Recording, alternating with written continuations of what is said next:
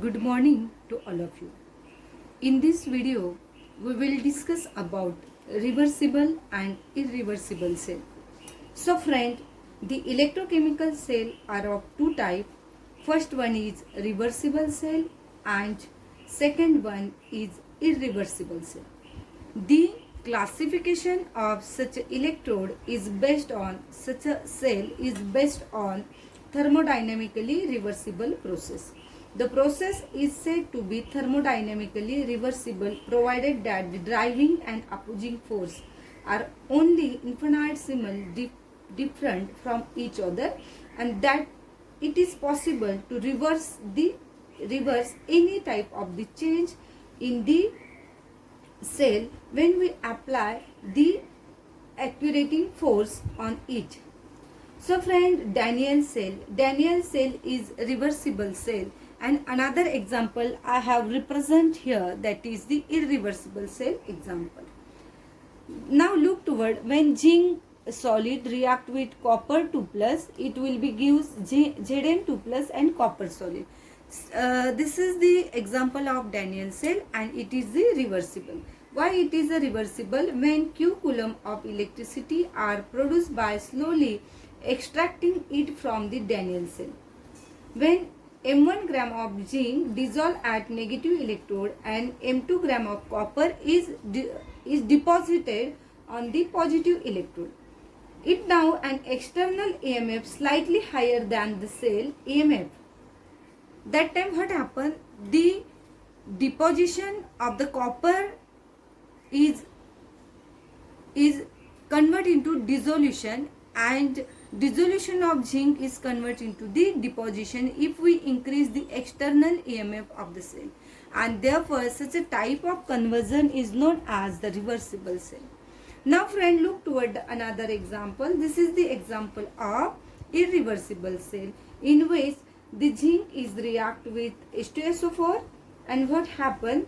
It form zinc sulfate and release the hydrogen gas, and in this case it's completely impossible to reverse the cell, and therefore such a example is known as irreversible cell.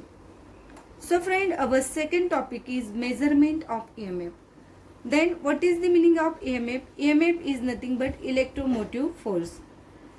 The electromotive force is measured in this way. It's having a definition. The potential difference causes a current to flow from the electrode of higher potential to lower potential electrode is called EMF.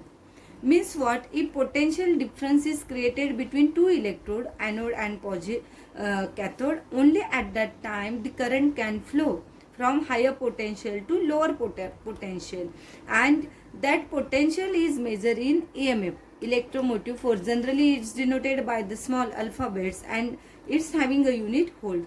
So friend, it is the definition regarding to the EMF. Now the EMF is measured by the potentiometer. In our lab we had already performed the experiment on the basis of potentiometer. But friend, this potentiometer is work on the Poisson-Drop compensation principle. Then what is the Poisson-Drop compensation principle? This principle we will be discussed or studied by using this circuit diagram. Now look toward, this is the circuit diagram of the Poisson-Drop compensation method for measuring EMF. In this figure, the B is the storage battery which having a known EMF.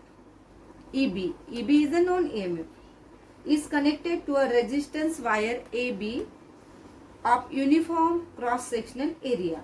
The storage battery B must supply constant EMF and it must be greater than that of the cell under consideration. And the experimental cell X is also connected to A having a possible pole in the same direction as the storage battery B and sends current in the same direction. The two EMFs thus opposed to one another. Means what? It is a known battery, it is an unknown battery. Both the batteries are connected to the wire having a uniform cross sectional area.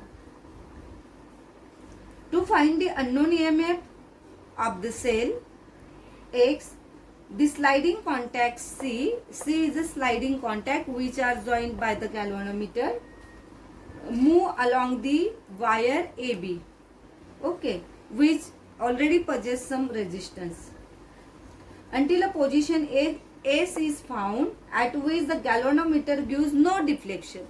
When we sliding the wire, this cursor, that time at the point when we get, that time no deflection was found in galvanometer, isn't it?